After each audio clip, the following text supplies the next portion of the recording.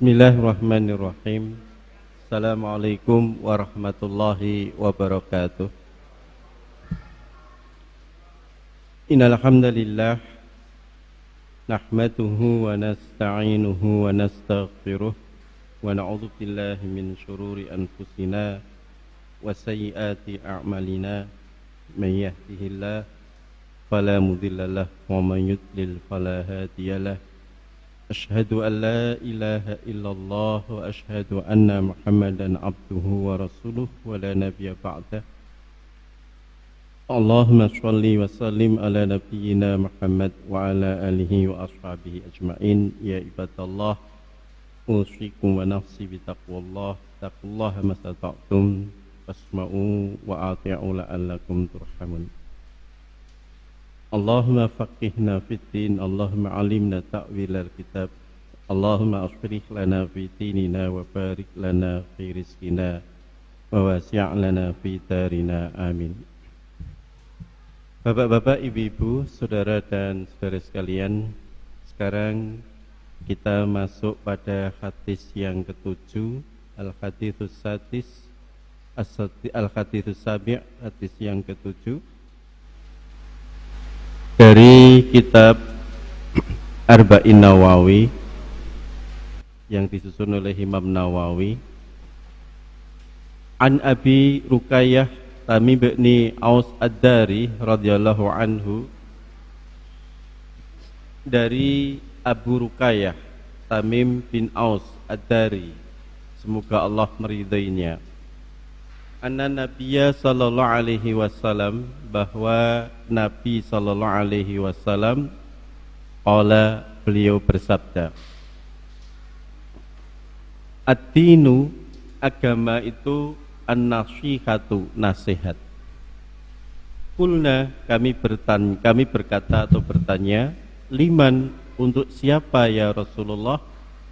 Qala, Nabi menjawab, lillahi, untuk Allah. Wali kitabihi, dan untuk kitabnya. Wali rasulihi, dan untuk rasulnya. Wali a'immatil muslimin, dan untuk pemimpin-pemimpin muslim. Wa ammatihim, dan untuk keumuman mereka, maksudnya untuk seluruh muslimin. Rawahu Muslim, meriwayatkannya Muslim. Bapak-bapak, ibu-ibu sekalian, ini sabda Nabi singkat, tapi maknanya sangat dalam sekali tentang kewajiban-kewajiban seorang muslim. Pertama, ad-dinun nasihat, agama itu adalah nasihat. Ad-din, kita sering menerjemahkan istilahnya atau dengan terjemahan agama, ya, ad-din, agama. Kalau kita buka di dalam kamus Arab, ad-din itu adalah nidhamul hayat, yaitu aturan kehidupan atau cara tata aturan kehidupan manusia. Itu ad-din, ya. Jadi segala aturan yang mengatur dalam tata kehidupan manusia itu secara lughah, secara bahasa disebut sebagai ad-din. Maka di Indonesia ini ad-din atau agama, makna ad-din, ya, ini bukan hanya 6, tapi segala aturan termasuk adat istiadat, termasuk sistem, itu juga disebut sebagai ad-din, ya. Itu kalau dari sisi lughahnya. Tapi dalam makna ad-din di dalam masyarakat kita itu dikerucutkan dengan istilah agama, ya. Kalau agama, kita tahu di negeri kita itu ada beberapa macam yang diakui. Nah, ini, ya. Nah, Rasulullah sallallahu alaihi wasallam menyampaikan bahwa ad-dinun nasihat, agama atau aturan-aturan itu adalah nasihat, ya. Qulna, aku bertanya, liman, untuk siapa ya Rasulullah? Qala, untuk lillah, ya, untuk Allah. Maksudnya untuk Allah itu gimana? Apakah Allah butuh nasihat? Tidak begitu maksudnya. Jadi agama itu, dengan seseorang itu mengetahui agama, maka agama itu menjadi nasihat, kewajiban-kewajiban manusia kepada Allah Subhanahu wa taala. Ya, jadi maksudnya nasihat di sini adalah nasihat manusia, kewajiban apa saja yang harus dilakukan oleh manusia lillahi kepada Allah. Yang pertama di sini ya, ini ulama menjelaskan beriman semata-mata kepada Allah, dan imannya ini la syakka wala nifak, imanan siddiqon la syakka wala nifak, iman yang betul-betul iman, tidak ada keraguan, tidak ada kemunafikan ya. Karena faktanya memang ada orang yang mengaku beriman tapi hanya berhenti di bibir saja, iman yang tidak betul-betul iman ya, atau iman yang masih ada syak, ada ragu-ragu, nanti tiwas sholat mendino surga ranek misalnya begitu nggih. Nanti tiwas maksiat terus neraka enek tenan. Nah ini berarti kan dia masih ragu-ragu ya. Maka dalam kaidah atau syarat seseorang itu mengaku beriman itu adalah takrirum bil lisan, diucapkan secara lisan dengan mengucapkan asyhadu alla ilaha illallah wa asyhadu anna muhammadan abduhu wa rasuluh. Saya bersaksi, makna saya bersaksi ini bukan hanya ucapan lisan, tapi ucapan ini mengandung konsekuensi ya. Saya bersaksi bahwa tidak ada ilah kecuali Allah, dan saya bersaksi bahwa Muhammad adalah hamba dan utusannya. Nah ini kalimat saya bersaksi ini ada konsekuensi-konsekuensi yang harus kita lakukan. Kayak Wahab bin Munabi, seorang ulama di masa tabi'in, beliau mengatakan, menafsirkan kata sabda Nabi la ilaha illallah miftahul jannah. Kalimat la ilaha illallah itu adalah kuncinya surga. Itu dikatakan oleh Wahab bin Munabi, betul bahwa la ilaha illallah itu adalah kunci surga. Tapi kunci itu belum ada gigi-giginya ya, belum ada gigi-giginya. Lah kunci yang belum ada gigi-giginya, maka tentunya belum bisa untuk membuka pintu surga. Lah bagaimana untuk bisa membuka?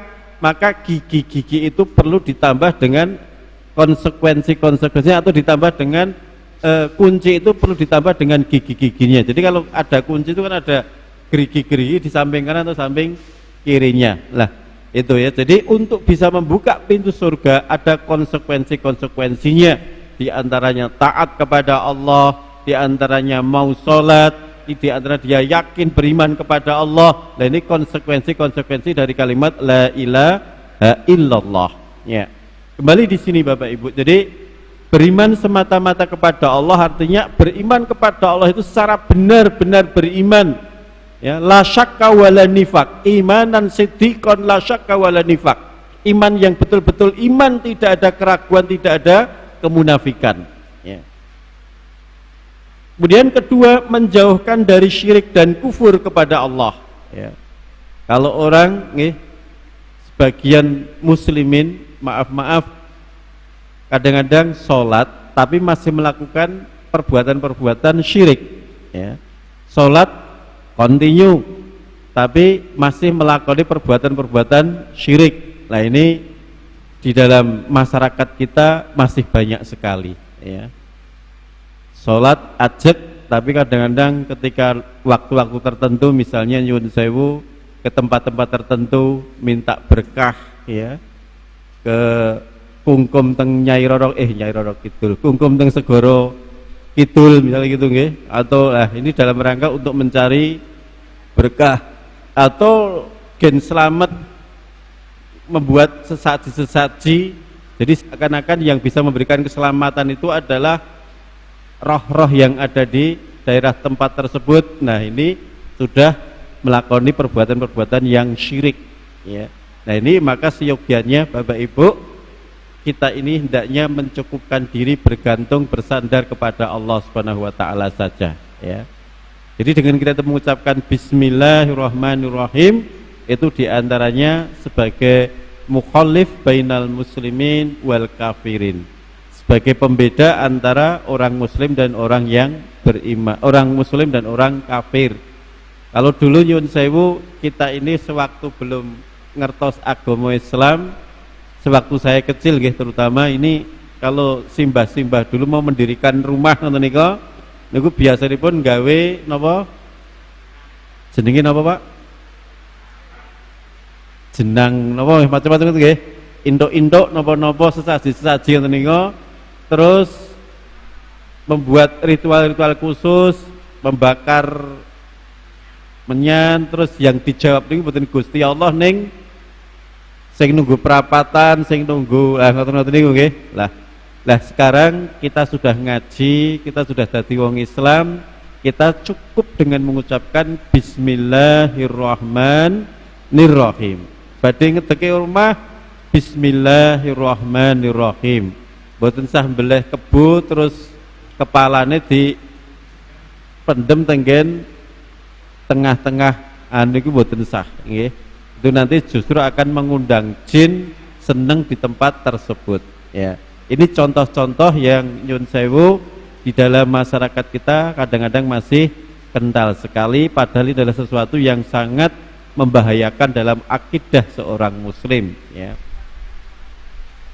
Kemudian nomor 3, mengakui kesempurnaan asma dan sifat Allah ya. Allah itu maha mengetahui, kita mengakui, dan pengetahuan Allah itu tanpa batas. Allah itu mengetahui yang nampak dan yang tersembunyi. Allah itu mengetahui tentang masa lalu, masa sekarang, dan masa yang akan datang. Jadi pengetahuan Allah itu tidak terbatas pada dimensi ruang dan waktu. Allah maha mengetahui ya. Kemudian nomor 4, kewajiban kita kepada Allah adalah muqaddisuhu, mensucikan ya dari segala kekurangan. Kita mengucapkan subhanallah gitu nggih, maha suci Allah. Apa makna maha suci Allah itu? Tanzihuhu anin niksan, tercabutnya di dalam diri Allah itu aniksan, yaitu kekurangan. Jadi kalau kita itu mengucapkan maha suci Allah, subhanallah, itu berarti kita itu mengakui bahwa di dalam diri Allah itu segalanya maha sempurna. Tidak ada dalam diri Allah itu kekurangan dan kelemahan sedikit pun ya. Tidak ada dalam diri Allah itu sifat-sifat makhluk yang menjadikan Allah itu punya kelemahan. Contohnya ini yang lagi rame-rame sekarang ya. Allah misalnya ada mengatakan Isa ibnullah. Isa itu adalah anaknya Allah. Nah, kalau Allah itu punya anak, berarti Allah itu punya kekurangan minimal 2. 1, sesuatu yang berkembang pasti akan mengalami kematian ya, jadi segala sesuatu yang berkembang pasti akan ada kemusnahan, kematian, dan Allah itu tidak pernah akan mati. Allah itu al-hayyu, zat yang maha hidup. Kemudian kalau Allah itu punya anak, berarti Allah itu butuh bantuan. Sementara Allah itu di dalam keberadaannya, Allah tidak butuh bantuan kepada siapapun. Allah tidak bergantung kepada siapapun, justru seluruh makhluk itu semuanya bergantung kepada Allah Ta'ala. Nah ini ya, jadi Allah itu maha sempurna dalam Allah itu mensucikan dari segala kekurangan, maksudnya tadi tercabutnya dalam diri Allah itu kelemahan dan kekurangan ya. Kita mengucapkan subhanallah berarti kita itu mengakui bahwa dalam diri Allah tidak ada kekurangan dan kelemahan. Nomor 5, mentaati Allah. Bita'atillah, dengan kita ini taat kepada Allah Subhanahu wa taala ya. Ketaatan kita kepada Allah itu sekuat tenaga kita. Kita disuruh untuk sholat, kita sholat nggih. Secara teknik kita berdiri, enggak kuat berdiri kita duduk, enggak kuat duduk dengan berbaring, berbaring enggak kuat dengan isyarat, isyarat enggak iso ya disolatke gitu nggih. Ya, nggih. Kemudian nomor 6, mencintai dan membenci semata-mata karena Allah. Fa in ahabba fillah wa in abghadha fillah. Jika mencintai karena Allah dan membenci karena Allah. Ya. Mungkin mas-mas mencintai gadis, biasanya kemplingin apa agamane sik biasanya. Ya. Gini, ini ada yang belum nikah nggih? Atau ada yang mau tambah? Jadi ketika kita Mas nggih, ini Mas Wahyu juga nggih. Ketika kita melihat gadis yang cantik atau wanita yang cantik, kita senang, kemudian kita tanya sana sini tentang agamanya, oh agamanya baik, agamanya dia solehah, kemudian kita minat dengannya, berarti kita itu mencintai karena agamanya, itu mencintai karena Allah. Tapi kalau kemudian kita melihat seorang gadis yang dia itu agamanya baik, soleh, kemudian kita melihat wajahnya kok bijine 5 gitu nggih, nilainya hanya 5 atau 6, wah kurang ideal, terus kita meninggalkan gadis itu, berarti kita itu mencintai wanita itu karena kecantikannya. Itu guys, jadi ukuran apa, jika aku nikah karena agama lah, itu ukurannya begitu itu. Kan ada hadis nggih, tungkahul mar'atu li arba'in, dinikahi wanita itu karena 4 hal. 1, li jamaliha, karena jamilahnya, karena cantiknya, wali nasabiha, wali maliha, wali diniha, karena agamanya, karena cantiknya, karena hartanya, karena nasabnya, dan karena agamanya. Jika 4 hal itu tidak ada, maka utamakan yang agamanya. Nggih. Cantik rapopo sing penting solehah, gitu nggih. Gitu nggih. Cantik rapopo sing penting solehah. Syukur sugih itu loh nggih. Ini.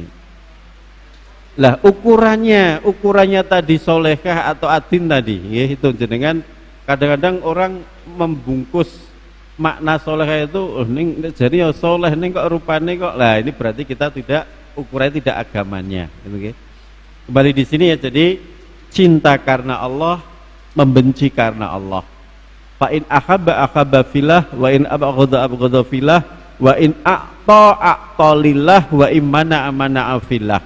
Jika memberi karena Allah, jika melarang pun karena Allah, cinta karena Allah, benci karena Allah. Lah itu seyogyanya kita semacam itu. Kemudian nomor 7, senantiasa bersyukur atas segala pemberian Allah. Ada kita ini kewajiban untuk bersyukur, ya, la in syakartum la azidannakum. Jika kalian bersyukur, maka aku Allah akan menambah nikmatnya kepada kalian, ya. Kalau ibu-ibu punya suami, bersyukur kepada Allah punya istri, nanti kalau istrinya ditambah gimana, Bu? Kan tadi janjinya Allah, jika kalian bersyukur maka Allah akan menambah nikmatnya. Lah suami bersyukur, alhamdulillah saya punya istri, gitu, gitu. Bersyukur nanti ditambah istrinya gimana? Alhamdulillah. Kayak maknanya tidak begitu mestinya, nggih. Ini guyon mawon loh, mungkin ibu terus. Nggih. Jadi syukur itu ibu-ibu, bapak-bapak sekalian, awal dari kebahagiaan. Syukur itu awal dari ketenangan, nggih. Syukur itu awal dari ketentraman. Kenapa kita ini galau? Kenapa kita ini resah? Kenapa kita itu bingung?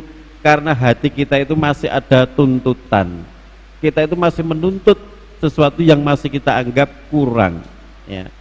Maka syukur ini adalah sesuatu yang harus kita munculkan di dalam diri kita.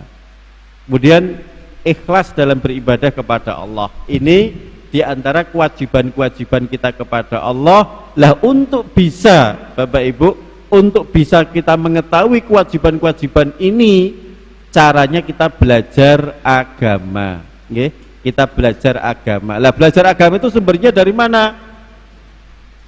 Al-Quran dan Sunnah.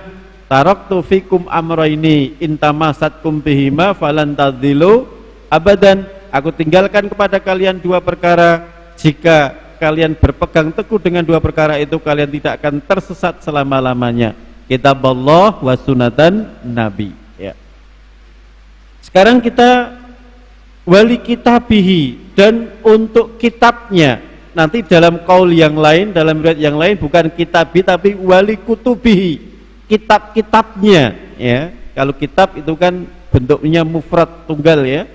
Kalau kutub itu jamak. Ya. Beriman kepada kitabnya. Kita tahu Bapak Ibu, kitab-kitab Allah yang diturunkan oleh para nabi, para rasul itu ada 4 jilid. Zabur, Taurat, Injil, dan Al-Quran. Kita semuanya wajib untuk mengimani 4 kitab itu ya. Kita tidak boleh mendustakan Injil, tidak boleh mendustakan Taurat, tidak boleh mendustakan Zabur. Tetapi kitab yang wajib untuk kita pelajari itu adalah Al-Quran. Kenapa? Karena kita hidup di masa Rasulullah Sallallahu Alaihi Wasallam. Ya. Lah boleh nggak kita belajar kitab Injil? Boleh, dengan catatan kita sudah belajar Al-Quran. Kenapa demikian? Karena Al-Quran yang wajib. Jangan sampai kita itu orang belajar sing wajib, tidak nindak ke sing wajib, justru kita melakukan sesuatu yang tidak wajib.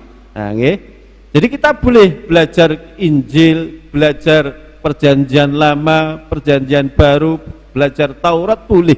Tapi hendaknya kita juga sudah belajar Al-Quran. Ya, misalnya kita kepingin jadi kristolog gitu nah, maka kita boleh, tapi kita hendaknya kita harus juga belajar Al-Quran.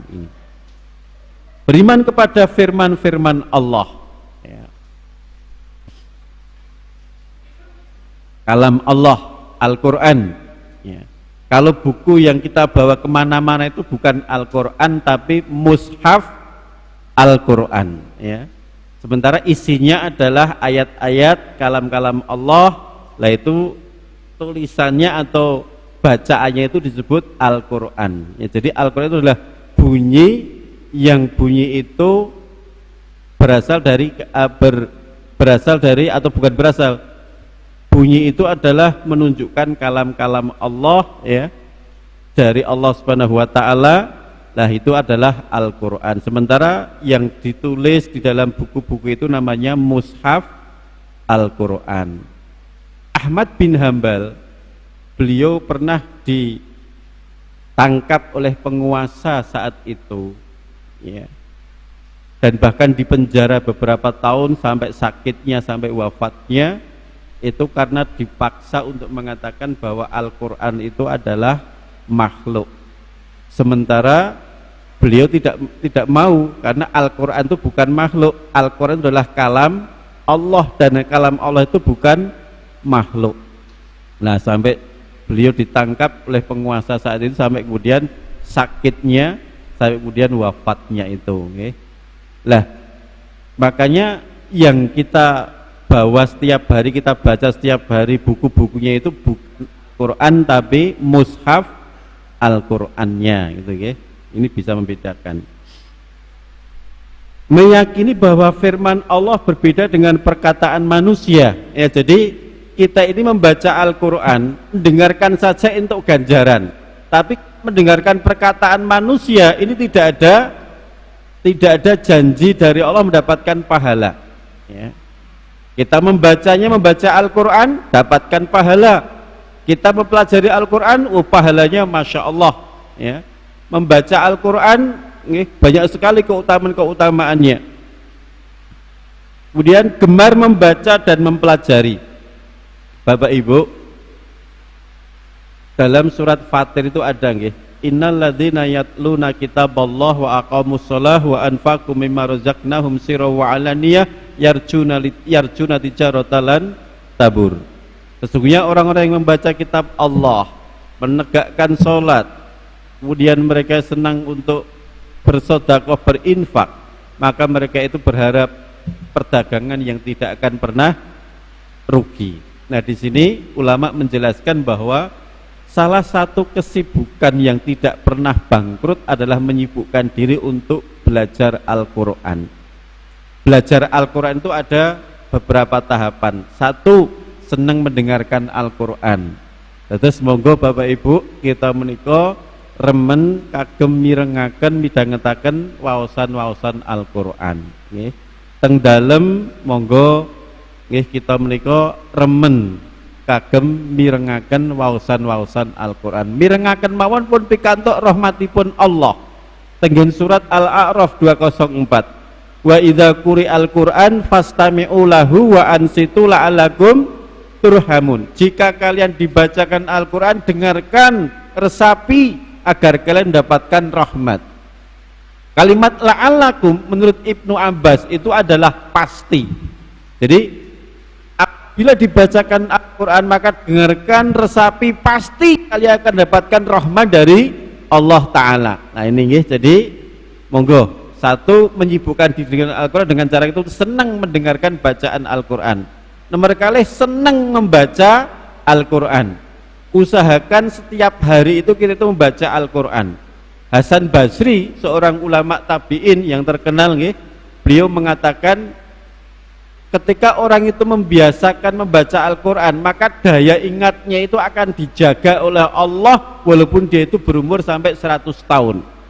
Jadi salah satu cara menghindarkan kepikunan di dalam diri kita adalah kita itu senang membaca Al-Quran. Itu nggih.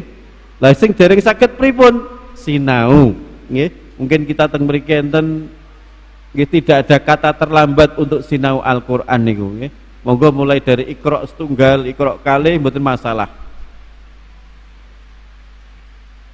Insya Allah saged. Kemudian membenarkan segala isi yang terkandung di dalamnya. Kita ini tidak boleh mendustakan atau menyalahkan isi Al-Quran satu ayat saja, karena memang dzalikal kitabu la raiba fih, itulah Alkitab yang tidak ada keraguan. Keraguan apa? Fi haqqihi, dalam kebenarannya. Kalau kita meragukan isi Al-Quran, maka dalam ilmu akidah kita bisa dihukumi sebagai kufur kepada kitab Allah tersebut ya. Jangan sampai seperti orang-orang munafik dan orang-orang Yahudi. Ketika turun Al-Quran, kisah tentang Allah bercerita tentang lalat, bercerita tentang laba-laba, bercerita tentang nyamuk. Ini orang-orang kafir itu nyemoni. Nyemoni ini apa ya? Napa nyemoni itu bahasa Indonesia napa? Nyemoni. Napa? Mengenyek. Apa ya? Ngejek ya. Ejekan itu diabadikan oleh Allah di surat Al-Baqarah ayat 26. Innallaha la yastahyi ayyadriba mathalan ma ba'udatan fama fawqaha. Fa ammal ladzina amanu faya'lamuna annahu haqqun mir rabbihim wa ammal ladzina kafaru fayaquluna madza aradallahu bihadza mathala. Adapun orang-orang kafir mereka mengatakan apa yang dikehendaki oleh Allah dengan permisalan-permisalan yang kecil ini. Mosok lalate dirembuk ning Al-Qur'an, mosok nyamuke dirembuk ning Al-Qur'an nggih. Maka orang Yahudi dan orang kafir ngejek Nabi Muhammad, wahai Muhammad, Tuhanmu itu apa sudah kehabisan vocab toh nggih? Sudah kehabisan mufradat, mosok nyamuk dirembuk gitu ya. Mosok lalat, mosok barang-barang kecil aja dirembuk dengan Al-Quran. Maka dijawab oleh Allah, Allah tidak merasa malu untuk membuat perumpamaan dengan seekor nyamuk atau bahkan lebih kecil dari nyamuk. Adapun orang-orang yang beriman maka mereka mengatakan fa'annahul haqqu mir rabbihim. Mereka yakin bahwa perumpamaan itu betul-betul hak dari Tuhan mereka. Wa amal ladzina kafaru, adapun orang-orang yang beriman mereka mengatakan madza aradallahu bihadza mathala, apa yang dikehendaki Allah dengan permisalan yang remeh semacam ini. Ini guys, jadi bisa jadi orang itu dengan perkara-perkara yang kecil itu Allah menyesatkan orang tersebut atau memberikan petunjuk kepada orang tersebut. Makanya kita tidak boleh meremehkan perkara-perkara yang kecil.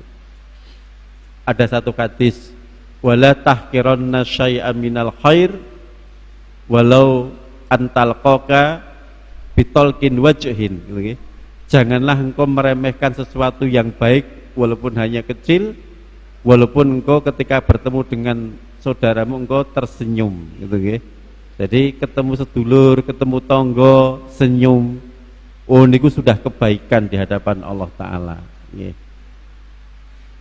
Kemudian nasihat kepada Rasul, membenarkan ajaran-ajarannya. Monggo nggih, kita ini nasihat-nasihat Nabi, ajaran-ajaran Nabi itu kita yakini kebenarannya. Asyhadu anna Muhammadan abduhu wa rasuluh. Mengimani apa yang dibawanya, yang dibawa oleh Rasulullah adalah Al-Quran, kita wajib mengimani, dan apa yang diajarkan oleh beliau berupa sunnah-sunnah itu juga kita imani kebenarannya. Mentaati perintahnya, menjauhi larangannya, ya kita hendaknya tidak bermaksiat kepada Allah dan Rasulnya. Membela semasa hidup dan sesudah matinya. Kita tidak boleh mencela Nabi, kita tidak boleh menghinakan Nabi, ya. Apalagi Nabi Muhammad, seluruh Nabi pun kita tidak boleh mengejeknya, ya. Baik ketika hidup ataupun matinya. Menghidupkan sunnahnya, ya. Jadi monggo kita itu senang menghidupkan sunnah-sunnah. Di antara sunnah-sunnah yang sekarang banyak sekali yang sudah hampir punah, ya. Misalnya kita makan dengan tangan kanan, makan dengan duduk, ya. Ada hadis makan dengan, ada hadis gini, la yasrobanna rajulu qa'iman, janganlah benar-benar seseorang itu minum dengan berdiri. Nah ini, tapi nanti ada kaidah fikih, tanzihu fil ibadati haramun wa tanzihu fil adabi makruhun. Larangan dalam bentuk ibadah itu hukumnya haram, larangan dalam bentuk adab itu hukumnya makruh. Tadi Nabi melarang berdiri, makan dengan, minum dengan berdiri, maka minum dengan berdiri itu hukumnya adalah makruh. Betul, itu adalah larangan, tapi larangan dalam bentuk adab, gitu ya. Dan sunnah-sunnah yang diajarkan Nabi banyak sekali, ya. Kemudian menyebarkan ajaran-ajaran Nabi, ya. Jadi monggo, ya, kita senang menyebarkan nasihat-nasihat Rasulullah, ajaran-ajaran Rasulullah. Kemudian meniru akhlak dan kesopanannya. Nabi niku contohnya gini, ya, Bapak Ibu. Ada hadis, apabila kalian berkumpul dua orang, apabila kalian berkumpul dua orang, maka fala yatanajasnani dunal akhar, maka janganlah kalian berbisik dua orang tidak melibatkan yang satunya. Ini contoh akhlak yang diajarkan Rasulullah sallallahu alaihi wasallam. Enten piantun tiga, sing loro berbisik-bisik tok, sing setunggal ratik reken, oh niku mboten di apa, itu tidak disukai oleh Nabi sallallahu alaihi wasallam, karena itu menyakiti orang yang satunya. Kemudian mencintai keluarganya, sahabatnya, dan orang-orang yang mencintai, ya. Di dalam surat apa itu nggih? Muhammad kalau enggak salah nggih. Muhammadun Rasulullah walladzina ma'ahu asyidda'u 'alal kufar ruhama'u bainahum, gitu nggih. Muhammad itu adalah utusan Allah, dan orang-orang yang bersertanya itu tegas kepada orang-orang kafir dan lemah lembut kepada orang-orang yang beriman. Kemudian Bapak Ibu, nasihat untuk para pemimpin umat Islam. Ini muslimin sekarang ini belum sepakat siapa pemimpin umat Islam, gitu nggih. Nah, ada yang mengatakan pemerintah yang berkuasa itu pemimpin kita umat Islam. Ada yang mengatakan oh tidak, karena pemerintah tidak mengatur dalam kehidupannya, dalam ketatanegaraan ataupun dalam kehidupan sehari-hari tidak dengan cara-cara Islam, ya. Nah, ini ada perbedaan pendapat dalam konteks semacam itu. Lah paling tidak Bapak Ibu, terlepas dari perbedaan-perbedaan itu, ulama sepakat bahwa pemimpin-pemimpin kita ini adalah ulama-ulama kita, ya. Jadi ulama-ulama kita, maka mereka adalah orang-orang yang harus kita taati, yang harus kita ikuti dari fatwa-fatwanya, ya. Maka menolong mereka dalam kebenaran, mentaati perintah mereka selama perintahnya tidak bermaksiat kepada Allah. La ta'ata bimaksiatin, tidak ada ketaatan dalam kemaksiatan, ya. Mengingatkan kesalahan mereka. Jadi kalau pemimpin kita salah, ya kita punya kewajiban untuk mengingatkan, tapi dengan cara-cara yang ma'ruf, dengan cara-cara yang baik. Mendoakan mereka dalam kebaikan. Kita senantiasa mendoakan pemimpin kita dalam kebaikan-kebaikan. Nah, ini yang akan saya tekankan lebih jauh, yaitu nasihat kepada seluruh kaum muslimin, yaitu kewajiban kita kepada kaum muslimin ini, ya, mengajak mereka ke arah kebaikan. Jadi monggo kita ini watawasau bil haq watawasau bis sabr. Nasihat itu dalam kebaikan, nasihat itu dalam kesabaran, ya. Ajak-ajak ngelakoni apik niku sudah kebaikan, ya. Ini tolong menolong kepada mereka. Ada hadis, amal yang paling dicintai oleh Allah adalah idkhalus sururi fi qalbil muslimin, yaitu memasukkan kebahagiaan di dalam hati seorang muslim, baik fi mat'ihi, baik dalam hal pakaiannya, dalam hal makanannya, dalam hal nasihat-nasihatnya, ya. Jadi kita misalnya membantu saudara kita yang kesusahan, itu amal yang utama, ya. Kita melihat tetangga kita, ya, yang kesusahan tidak bisa makan, kita membantu, itu amal yang utama. Sampai Nabi itu ngendika, seseorang tidak dikatakan beriman ketika dia melihat tetangganya lapar kok dia bisa kenyang. Tidak begitu orang yang beriman. Dia harus membantu tetangganya yang berkesusahan tersebut, ya. La yu'minu ahadukum hatta yuhibbu li akhihi ma yuhibbu li nafsihi, gitu, ya. Seseorang tidak dikatakan beriman sehingga dia mencintai akhihi, saudaranya, dalam kaul yang lain li jarihi, kepada tetangganya sebagaimana dia mencintai dirinya sendiri, ya. Jadi monggo kita ini saling tolong menolong dalam kebaikan-kebaikan, ta'awanu 'alal birri wat taqwa, ya. Kemudian menutupi aib dan cacatnya. Jadi ketika kita melihat seorang muslim, seorang mukmin yang dia punya kekurangan, maka hendaknya kita itu menutupinya. Kekurangan baik dalam kekurangan fisik ataupun dalam perbuatannya. Tetapi nanti ada hadis, ya, istilah al-mujahirin, orang yang menjiharkan atau menampakkan, orang yang membiasakan dalam kemaksiatan, orang yang membiasakan di dalam berterang-terangan berbuat maksiat, maka kita boleh menceritakan perbuatan tersebut kepada orang lain dalam rangka agar orang lain itu tidak mendapatkan maldharat dari dia, ya. Misalnya ada seseorang walaupun dia itu muslim, itu duwe bakat yen utang ratau nyaur, gitu, ya. Bakatnya begitu misalnya, ya. Nah, terus itu sudah bukan rahasia umum, ya, istilahnya sudah mujahirin tadi, ya. Lah kita ngerti ada orang lain yang kok didekati dengan orang tersebut, nah kita ngandani, mas, yang jenengan didekati dengan dia terus nanti yang ditembungi utang, ampun jenengan paringi. Nah, kita menceritakan semacam itu boleh, karena dalam rangka menghindarkan kedzaliman dari pelakunya tadi. Itu namanya orang yang membiasakan diri dalam keburukan tadi, al-mujahirin, ya. Kemudian memberikan hak-hak mereka. Hakul muslim alal muslim situn, hak muslim satu dengan muslim yang lain ada 6. Idza laqitahu fasalim alaih, apabila engkau bertemu maka hendaklah kalian memberi salam. Kemudian wa idza ta'au fa'ajibhu, jika dia mengundang maka ijabailah, datangilah.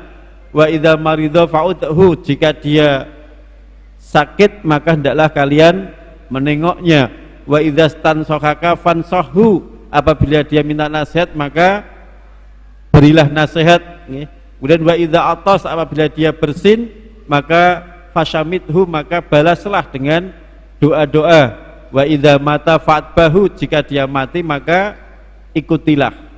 Maksudnya ikutilah di sini bukan ikuti mati, ning iringkanlah mulai dari memandikan, mensolatkan, mengkafani, mensolatkan sampai menguburnya. Itu hak dan kewajiban seorang muslim, ya. Bukan hanya itu saja, termasuk tadi ya, kita tidak boleh menyakiti mereka, kita harus tolong menolong. Termasuk ada hadis kagem ibu-ibu nggih, wa idza tabahta maraqatan fa'aktsir ma'aha. Jika kalian memasak kuah, maka perbanyaklah kuahnya.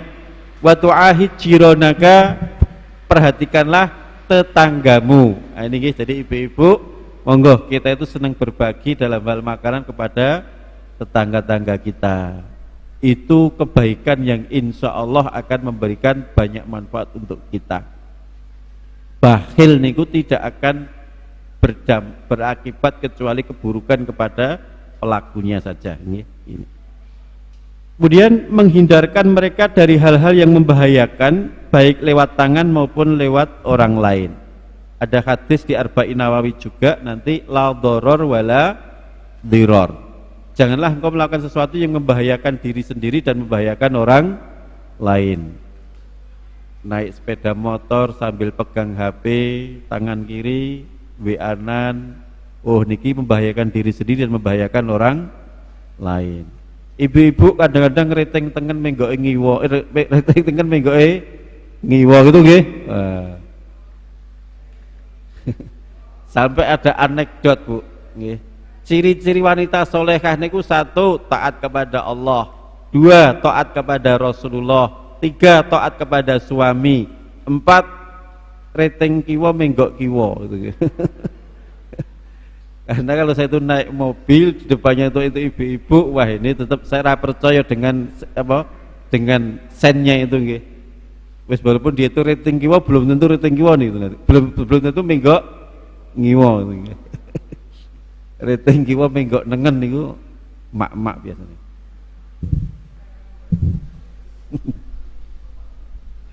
Nggih, jadi menghindarkan hal-hal yang membahayakan orang lain.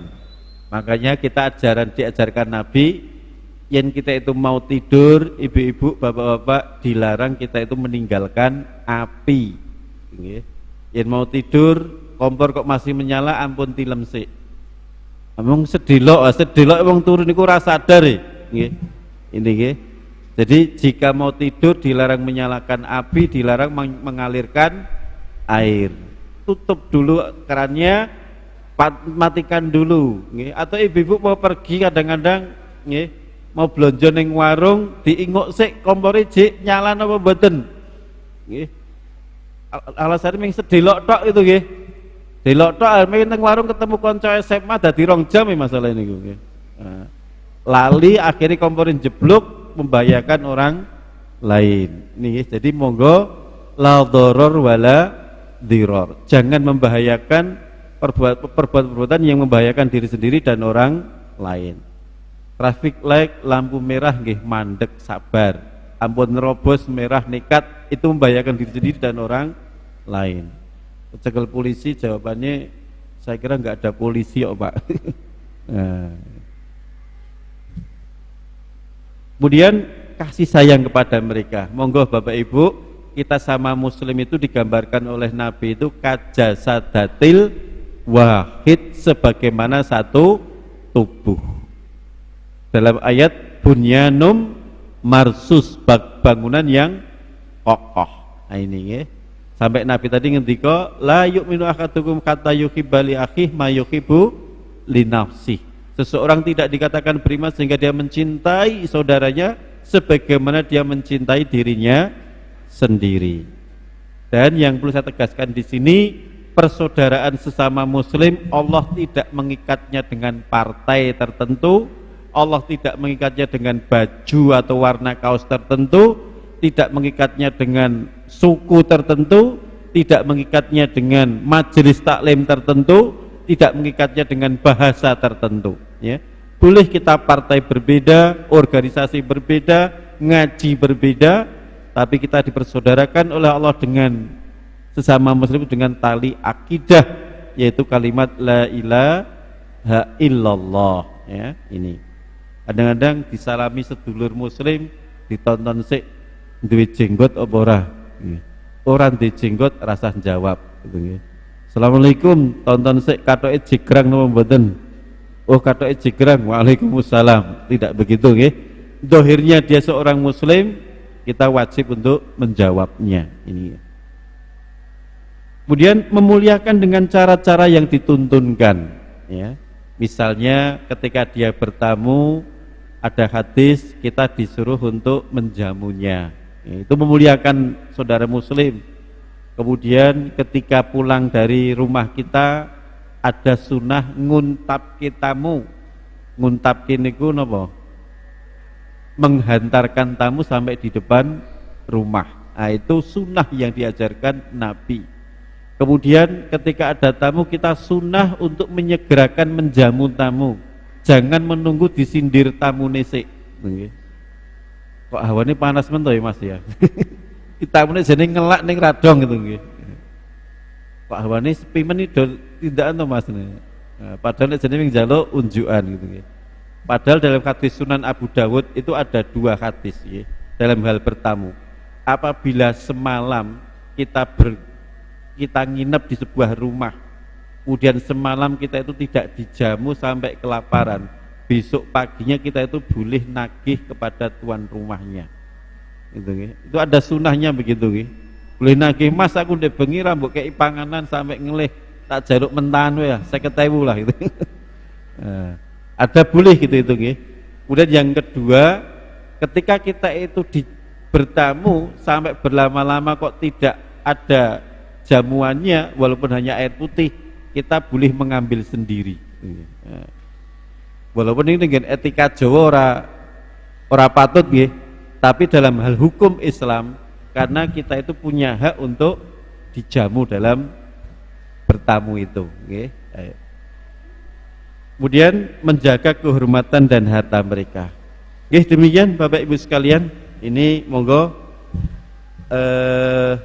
kewajiban-kewajiban kita kepada Allah, kepada kitab, kepada Rasul, kepada pemimpin muslim dan kepada seluruh muslimin ini monggo kita jaga bersama.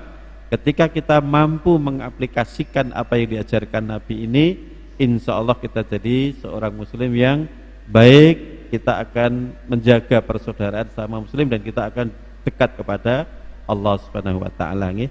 Saya kira cukup, semoga ada manfaatnya. Allahumma taqabbal minna innaka antas samiul alim wa tub alaina innaka antat tawwabur rahim. Alhamdulillahirabbil alamin. Assalamualaikum warahmatullahi wabarakatuh.